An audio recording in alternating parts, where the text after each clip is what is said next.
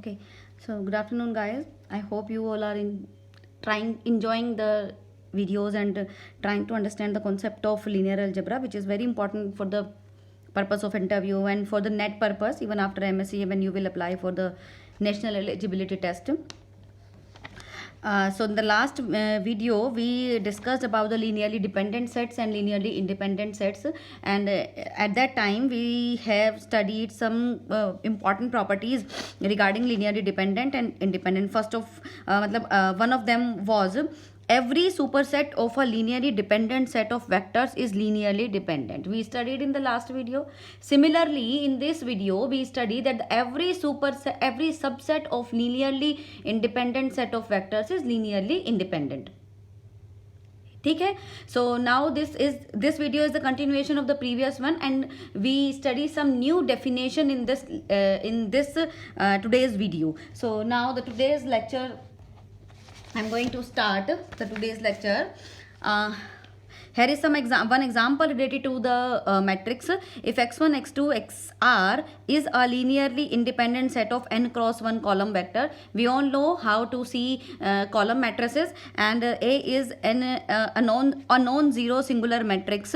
Then show that AX1, AX2, AXR are linearly independent. So there is a word using non-singular. We all know what is non-singular. A matrix is said to be non-singular when its determinant is non-zero. Then if these are some column matrices, then show that these column matrices are linearly independent. Okay?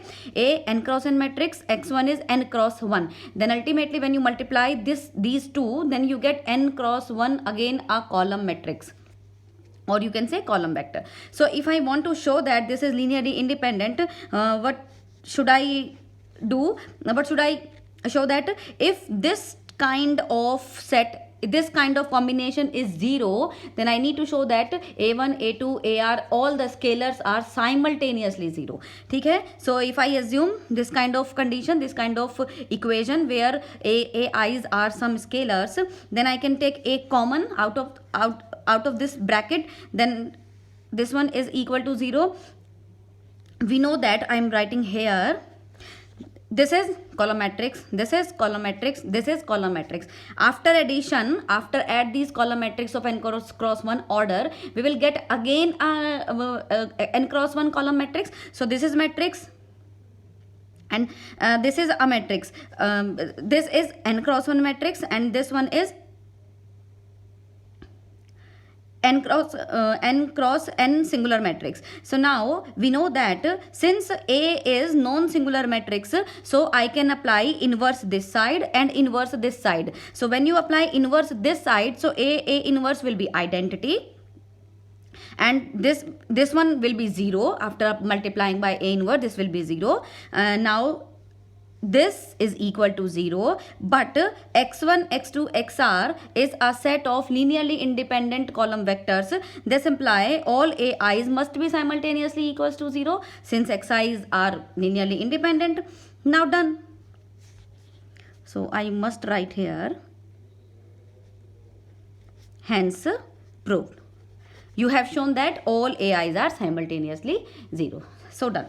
The next is your homework. For your homework, if u, v, w are linearly independent vectors in a vector space V, where f is some field of complex numbers, precisely the field of complex numbers, then show that the u plus v, v plus w, w plus v, again this set is also linearly independent set of vector. This is for your homework. Now we all know that how to show that linearly independent set is linearly independent. Now next result is every subset of a linearly independent set is again a linearly independent.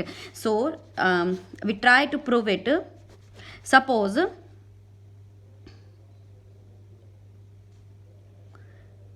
S is a linearly independent set. S is a linearly independent set, and S dash is subset of S. S dash is subset of S. Okay, we need to show that if this is Li, then this must be Li. This set must be Li. Assume S dash is dependent. right? If S dash is dependent, this imply A1 V1 plus A2 V2 plus AN Vn equals to 0, where not all AI are 0, where V1, V2, Vn belongs to S dash, right? Not all 0. This equation can be written as A1 V1 plus A2 V2 plus AN Vn plus 0 U1 0 U2 0 Um equals to 0. I must write here S is equal to U1 U2, these kind of elements, and S dash is some subset.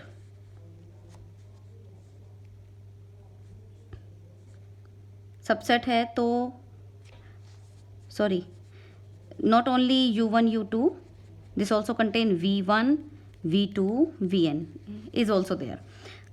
S dash is V1 V2 these elements. So S ये पूरा है, S dash इसका कोई subset है, तो हमने pickup कर लिया कि S dash is dependent, linearly dependent if S dash is dependent. This imply if S dash is linearly dependent, so this condition holds where no AIs are not all equal to 0. This equation can be written as A1 V1 plus A2 V2 plus AN Vn plus 0 0 with this 0. Now there exist, इसको मैं call कर देती हूँ. Now from here what we can say that there exist set of scalars A1 A2 AN and these one A1 A2 AN and all such that equation second satisfies. और क्या है यहाँ पर कि जो जितने भी ये आपके A1 A2 AN हैं ये सब आपके एक साथ जीरो नहीं है, ये सब आपके एक साथ जीरो नहीं का मतलब एटलीस्ट एक तो नॉन जीरो है ही यहाँ पे, जिसके लिए ये कंडीशन आपकी होल्ड हो रही है. अब आपको पता है कि ये सारे एलिमेंट कहाँ पर हैं, V1 V2 Vn U1 U2 Um, ये सारे के सारे यहाँ पर हैं. तो इसके एलिमेंट्स के लिए अगर ये कंडीशन होल्ड हो गई का मतलब तो गड़बड़ हो गया. ये तो सेट आपने डिपेंडेंट दिखा दिया क्योंकि आपको सेट ऑफ स्केलर्स मिल गया जिसमें से कुछ नॉन जीरो हैं आपके और इस कंडीशन को सेटिस्फाई कर रहे हैं. So this gives contradiction which contradicts our statement, our assumption. Assumption was that S dash is linearly dependent. This implies S dash is linearly independent. ठीक है. Now next is the set of non-zero vectors v1 v2 vn of a vector space V is linearly dependent if and only if one of the vectors vr is a linear combination of the preceding vectors. Right? Preceding vector का मतलब है vr can be written as the combination of the vectors vr minus 1, vr minus 2, vr minus 3 and so on. Preceding vectors. So now suppose let the set of vectors v1 v2 vn be linearly dependent, right? Then there exists some scalars. We know that if linearly dependent, then there exists some scalars not all simultaneously 0 such that this condition holds, right? Suppose this matlab I can say we can say that this is some kind of setup to show the theorem. Setup is what? Suppose R be the largest integer for which AR is non-zero. ठीक है. It means कि A1 A2 A R -1 तक कैसे हैं ये मुझे नहीं पता, हो सकता है कि उसमें से कोई 1 2 जीरो भी हो आपका, लेकिन ए आर के बाद के मुझे सारे पता हैं कि सबके सब जीरो हैं. That's why I am saying that r is the largest for which a r is non zero. It means इसके बाद के जितने भी हैं वो सारे जीरो हैं, लेकिन इसके पहले कैसे हैं वो मुझे नहीं पता, हो सकता है कुछ नॉन जीरो हो सकता है कि कुछ जीरो हो. Now there is some condition on r when r is 1 and when r is greater than 2. Suppose if r is 1 it means A2 A3 AN सारे के सारे एक साथ जीरो हो गए, A2 A3 AN सबके सब जीरो हो गए. ये सबको यहां पर रखोगे, then what will you get from equation number 1? A1 V1 is equal to 0. Since A1 is non zero, then we have study this property in the second lecture of these of the linear algebra in my channel, that if A1 V1 is 0 and A1 is non-zero, this implies this vector V1 is 0. This contradicts our statement because in the statement there was the set of non-zero vectors V1 V2 Vn. ठीक है, सो contradiction किसकी हो गई? That r can not be 1. R आपका 1 नहीं है. It means r is greater than 1. Now from equation number 1 equation number 1 is this, right? Now A1 V1 plus A2 V2 plus AR -1 VR -1 plus AR VR is equal to 0 है आपका, जहां पर AR आपका non zero है. We have assumed already AR is non-zero. Now you can divide by AR in equation number 2. आप पूरी equation को AR से डिवाइड कर दो, then what will you get? A1 upon AR, A2 upon AR, AR -1 upon AR, AR upon AR. तो 1 ही हो जाएगा. This is equals to 0. अब इन सबको हम माइनस में ले जा सकते हैं, एडिटिव इनवर्स के सेंस में सब माइनस में चले जाएंगे. Minus minus minus. So you have shown that VR is a combination of the previous vectors for R ranging from 2 to n. क्योंकि आपने 1 के लिए तो फेल ही कर दिया ना, तो ये 2 to n के लिए लीनियर कॉम्बिनेशन हो गया है इन सबका. V1 V2 VR -1. Now conversely, क्योंकि कंडीशन थी आपकी if and only if, conversely हम ये मान लेते हैं कि VR is a linear combination of the preceding vectors, then we have to show that V2 V1 V2 Vn is linearly dependent. Now since VR is a linear combination of the preceding vectors, it means this is kind of this. It means B1 V1 B2 V2 BR -1 VR -1. इसको भी इधर ले आओ, additive inverse के sense में minus में ले आओ, ले आए. अब इसके और कितने एलिमेंट बचे? R+1 से लेकर के n तक के एलिमेंट तो भी बच गए, क्योंकि आपके सेट में तो 1 से लेकर के n तक एलिमेंट थे, तो 0 से लेकर वो सब हमने 0 की सेंस में ऐड कर दिए. अब देखिए आपको V1 से लेकर के Vn तक के लिए एक non zero type of solution मिल गया, जो कि इस कंडीशन को सेटिस्फाई करता है. क्योंकि हमें पता है कि VR इनका कॉम्बिनेशन है, तो एक ना एक कम से कम एक B1 तो कोई तो नॉन जीरो होगा ही ना. क्यों? क्योंकि अगर सारे ही जीरो हो गए तो VR ही जीरो हो जाएगा, और VR जीरो है नहीं, क्योंकि सेट तो अपना नॉन जीरो वेक्टर्स का कलेक्शन है. तो इसीलिए कम से कम किसी एक को तो B1 को B2 को या BR को, किसी एक को BR -1 को, किसी एक को तो आपको नॉन जीरो होना ही पड़ेगा. सो यानी कि यहाँ के कॉम्बिनेशन में से कम कोई एक तो नॉन जीरो है, बाकी जीरो है, doesn't matter to me. So क्योंकि कोई एक नॉन जीरो है, so there exist this implies C1 B1 C2 B2 Cn Bn equals to 0, जहाँ पे C1 आपका ये है, C2 आपका ये है, और बाकी के सारे आपके जीरो हैं. बाकी जीरो हैं, कोई फर्क नहीं पड़ता है, लेकिन बस इतना पता होना चाहिए कि कुछ नॉन जीरो हैं कि नहीं है. वो तो मुझे पता है, ये दिख रहा, ये नॉन जीरो हैं. इनमें से भी कोई एक डेफिनेटली नॉन जीरो होगा ही होगा. This imply that the given set is linearly dependent. So you have shown that. अब जब भी मैं कभी लीनियर कॉम्बिनेशन का नाम लूंगी तो आपको पता हो जाना चाहिए कि ओके हम इसके वेक्टर्स को प्रीसीडिंग वेक्टर्स के कॉम्बिनेशन में लिख सकते हैं. ठीक है, सो ये आपको हमेशा याद आना चाहिए. अब नेक्स्ट आता है आपका, अब लीनियरली डिपेंडेंट और इंडिपेंडेंट की जो कहानी है ये थोड़ा सा एक्सटेंड हो जाती है, जिसे हम कहते हैं basis of a vector space. This is related to the linearly independent set and linear span, which we have already studied the both definitions, linearly independent and linear span. Now the definition of basis of a vector space. Suppose V be a vector space, then the subset V1 V2 Vn of V is said to be a basis of V if number 1 this set must satisfy to be a basis, must satisfy these two conditions. Number 1 is V1 V2 Vn, this set must be linearly independent, and the second one is linear span of this must be same as V.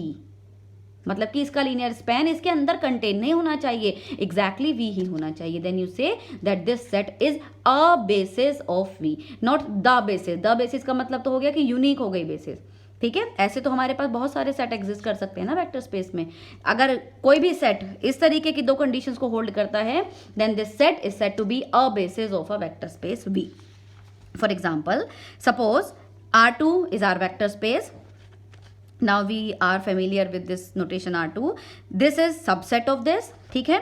Now number 1, मुझे check करना है this set is a basis, show that this set is a basis, ठीक है। तो हमें अगर check करना है तो फिर पहले मुझे इसे Li वेक्टर्स दिखाने पड़ेंगे, उसके बाद लीनियर स्पैन करना पड़ेगा। तो पहले Li वेक्टर दिखाते हैं। Li के लिए आपको पता है कि स्केलर्स का जो कॉम्बिनेशन है इक्वल्स टू 0 वाली इक्वेशन है, उसमें A भी 0 आ जाना चाहिए और B भी 0 आ जाना चाहिए। Li की डेफिनेशन तो यही कहती है। तो हमने पिकअप कर लिए दो scalar.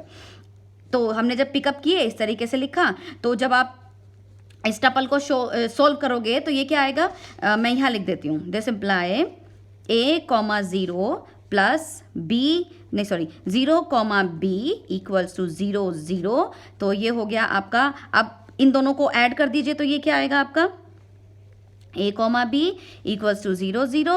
This imply A is 0 and B is 0, क्योंकि दो टपल हैं, दो टपल के इक्वल होने का मतलब है कि कोऑर्डिनेट वाइज इक्वल हैं दोनों।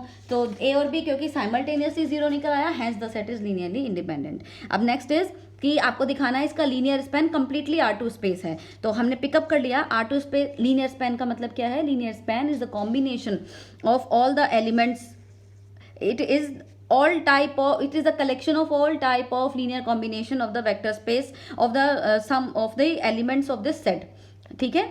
फाइनाइट सम, क्योंकि सेट तो आपका इनफाइनाइट भी हो सकता है ना। अब ये ए भी आपने यहाँ से पिकअप किया, आपने देखा कि क्या मैं ए बी को इन दोनों की कॉम्बिनेशन में लिख सकते हैं क्या, तो आराम से ए को 1,0 प्लस बी 0,1 थी तो डायरेक्टली ही दिख गया। तो आपने क्या दिखा दिया कि ये जो ए बी एलिमेंट है वो इस सेट के, ये जो एस सेट था इसके लीनियर स्पैन के अंदर है। क्यों, क्योंकि लीनियर स्पैन में ऐसे ही कॉम्बिनेशंस होते हैं, ठीक है। तो ये लीनियर स्पैन के अंदर है, और ये बात तो हम पहले से ही जानते हैं कि लीनियर स्पैन तो हमेशा ही वी के अंदर होता है। तो ए बी के अंदर कंटेन है, बी ए के अंदर कंटेन है, यानी कि ए और बी दोनों ही आपस में इक्वल हो गए। तो वी इक्वल्स टू आपका लीनियर स्पैन ऑफ एस के इक्वल हो गया। अब क्योंकि इसने दोनों कंडीशन सेटिस्फाई कर दी तो आपका हो गया कि S is a basis for this vector space R2, ठीक है। अब क्या होता है इनके लिए, जैसे ये 1 0 0 1 टाइप के जो एलिमेंट्स होते हैं ना, इनको हम कॉल करते हैं E1, इसको हम कॉल करते हैं, ये E1 है आपका और ये आपका E2 है। E1 मतलब 1,0, E2 मतलब 0,1। Then E1, E2 is a basis for R2, ठीक है। This E1, A2 is called basis for R2। इसे हम नेचुरल बेसिस भी कहते हैं। The set of vectors E1, E2 is called natural basis for R2, ठीक है। In general E1, E2, En form a basis for Rn, जहां पर E1 क्या हो जाएगा, क्योंकि हम Rn की बात कर रहे हैं तो E1 कितना हो जाएगा 1 0 0, मतलब पूरा एन टपल, बाकी के सारे एलिमेंट्स आपके 0 हो जाएंगे, पहली पोजीशन पर 1। ऐसे ही E2 आपका क्या हो जाएगा 0 1 0, ठीक है। ये एन टपल है आपका, ये एक एन टपल है आपका। अब नेक्स्ट है, इसी डेफिनेशन पर बेस्ड कुछ रिमार्क हैं आपके जो कि आपको ध्यान रखने बहुत ज़रूरी हैं। The set 0 is linearly dependent, हमने पढ़ा था कि अगर कोई सेट जिसके अंदर 0 कंटेन होता है वो हमेशा लीनियरली डिपेंडेंट होता है। इसका मतलब अगर कोई मैं सिंगलटन सेट दूं आपको जिसके अंदर 0 के अलावा कोई एलिमेंट ही नहीं है तो उसने तो डिपेंडेंट होना ही है, linearly dependent. So it is not a basis for the null space, ठीक है।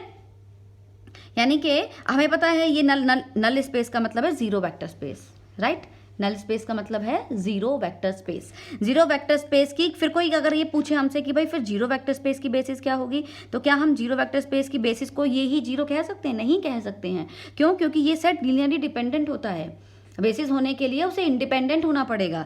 सो phi is taken as the basis for 0 since phi is linearly independent, ठीक है। एंड हमने पहले देखा था जब हम लीनियर स्पैन की बात कर रहे थे कि ये जो आपका स्पैन ऑफ फाई होता है वो आपका 0 स्पेस होता है। ये चीजें हम पहले पढ़ चुके हैं, that phi is linearly independent and span of phi is 0 space. ये लीनियर स्पैन के टाइम पर हमने पढ़ा था कि इसका जो स्पैन होता है वो जीरो स्पेस होता है। Next point is the number of vectors in a basis is unique but basis of a vector space is not unique. It means if you have found one basis, ठीक है, कि this is a basis, तो ये final हो गया कि इसकी जितनी भी बेसिस बनेंगी सबके अंदर इतनी ही काउंटिंग मिलेगी, लेकिन बेसिस यूनिक हो ये कोई ज़रूरी नहीं है। जैसे कि मेरे पास में एग्जांपल है, अभी हमने ये एक एग्जांपल लिया था कि 1001 इसकी बेसिस थी, तो ये एक बेसिस थी। अब मैंने चेक किया कि क्या कोई दूसरी बेसिस भी है, तो हमने एक और सेट ले लिया 1323 जो कि इसके अंदर है, is a basis for R2। चेक कर लेते हैं। बेसिस होने के लिए सबसे पहले तो इन्हें इंडिपेंडेंट होना पड़ेगा, तो हमने दो स्केलर पिकअप कर लिए, इन दोनों इक्वेशंस को सॉल्व कर लिया। इतना काम तो अब हम कर ही सकते हैं भाई, टपल में स्केलर मल्टीपल करना और दो टपल्स को ऐड करना, इतना काम तो हमें अब आने लगा है। तो यहाँ से मिल गया कि ए और बी दोनों जीरो हैं, तो पहली कंडीशन तो बेसिस की डन हो गई। दूसरी बच गई कि क्या आप R2 के किसी भी एलिमेंट को इनके कॉम्बिनेशन में लिख सकते हो क्या। सो हमने देखा कि एक्स वाई को हमने इनके अगर मैं देख रही हूं कि क्या मैं एक्स वाई को इनके कॉम्बिनेशन में लिख सकती हूं, सो मैंने ट्राई किया कि एक्स वाई इक्वल्स टू मान लिया ए दिस बी दिस है, तो इनको थोड़ा सा सॉल्व किया, तो ये यहाँ तक पहुँच गई हूँ मैं। आगे हमने क्या किया, यहाँ से ए की वैल्यू निकाल ली और बी की वैल्यू निकाल ली, ये रही। इन दोनों इक्वेशंस को सॉल्व किया, इक्वेशन को सॉल्व करना तो हमें आता ही है। यहाँ से ये आ गया ए की वैल्यू, ये आ गई बी की वैल्यू। देखिए एक्स आपका आर में था, वाई आपका आर में था, तो ये दोनों घटा जोड़ के अभी भी सब्ट्रैक्शन और एडिशन के बाद भी आर में ही आएंगे। ऐसे ही ये दोनों सब्ट्रैक्शन के बाद भी आर ही में ही आएंगे, यानी कि there exist a and b belongs to R such that this star condition holds. So you have shown that what you have shown that V is contained in linear span of S, and we know that linear span of S is already contained in V. This imply V is same as linear span of S.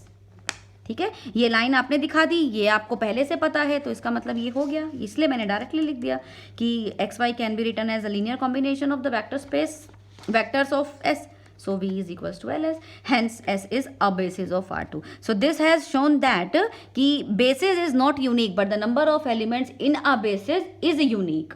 Number very नहीं करेगा कि हो सकता है कि आपको एक basis मिल गई जिसके अंदर तो दो एलिमेंट है, सेम ही वेक्टर स्पेस की जब आपको एक और बेसिस मिली तो फिर उसके अंदर आपको तीन एलिमेंट मिल गए, ऐसा नहीं होगा। अगर एक बार दो मिल गए का मतलब है आप सब में दो ही मिलेंगे, और इस रिजल्ट को हम आगे प्रूव भी करेंगे। ठीक है, अब थर्ड है आपका अ basis of a vector space is a linearly independent set. हमें पता है, क्यों पता है, क्योंकि हमने डेफिनेशन ही यही पढ़ी है। क्या पढ़ी है कि कोई भी अगर वेक्टर स्पेस V है और अगर S उसका बेसिस है तो फिर वो Li होता है, ये हमने पढ़ा है ना। But A linearly independent set of vectors need not be a basis of V. मतलब इसका मतलब क्या है कि बेसिस है तो Li होगा, ये श्योर है। लेकिन अगर Li सेट ऑफ वेक्टर्स है, अगर एक सेट ऑफ वेक्टर्स है जो कि Li है, वो बेसिस बन जाए ये ज़रूरी नहीं है। Since these Li vectors may not span V, मतलब ये हो सकता है ना कि जो सेट आपने लिया है उसका जो लीनियर स्पैन बन रहा है वो पूरा का पूरा वेक्टर स्पेस नहीं है, ऐसा हो सकता है ना। सो ये कुछ रिमार्क्स हैं आपके जो आपको ध्यान रखने हैं। जैसे कि मैं इसका एग्जांपल देती हूँ आपको, ठीक है, इसी में समझने की कोशिश कीजिएगा। मैं एग्जांपल देती हूँ, मान लो S मैंने ले लिया ये 1,0, ठीक है, R2 में ले लिया, ये वेक्टर स्पेस है आपका, ये उसका कोई सबसेट है। मैं कह रही हूँ कि देखिए अब क्योंकि ये सिंगल वेक्टर है तो इसने तो Li होना ही है, क्योंकि सिंगल वेक्टर है, तो ये सेट सिंगल वेक्टर है। लेकिन क्या ये इसकी बेसिस है? बेसिस का मतलब ये है कि क्या मैं V के इस R2 के हर एक एलिमेंट को इसके कॉम्बिनेशन में लिख सकती हूँ? अगर ऐसा है तो कोई जरा मुझे 0,2 को इसकी कॉम्बिनेशन में लिख के दिखाओ। कॉम्बिनेशन का मतलब है कि क्या आप 0,2 को समथिंग A इंटू 1,0 लिख सकते हो? Is it possible to find A belongs to R? Question mark. नहीं, क्यों? क्योंकि इसका सेकंड प्लेस तो जीरो है ना, और यहाँ पे आपने नॉन जीरो फिलिंग कर रखी है, यानी कि ये जो सिंगल वेक्टर वाला जो सेट था वो सिंगल वेक्टर वाला है, तो लीनियरली इंडिपेंडेंट तो है ही है ये। लेकिन हम V को इसके कॉम्बिनेशन में नहीं लिख सकते हैं, ठीक है। सो ये था आपका इस वाली बात का एग्जाम्पल ठीक है। सो और बेसिस आपका बहुत इंपॉर्टेंट टॉपिक है, क्योंकि बेसिस के बाद आप डायमेंशन पढ़ते हो और उसके बाद में बहुत सारे रिजल्ट्स के दरवाजे खुल जाते हैं आगे। सो इस बेसिस वाले कॉन्सेप्ट को आपको बहुत ध्यान से करना पड़ेगा। सो मैं कोशिश तो करूँगी ही कि एक एक कॉन्सेप्ट आपको क्लियर करती चलूँ। सो होपफुली कि अब आप कोशिश करना कि लाइक कर दें, लाइक और कमेंट करना मत भूलिएगा जो भी कमी लगेगी। So I will definitely improve and apply your suggestions.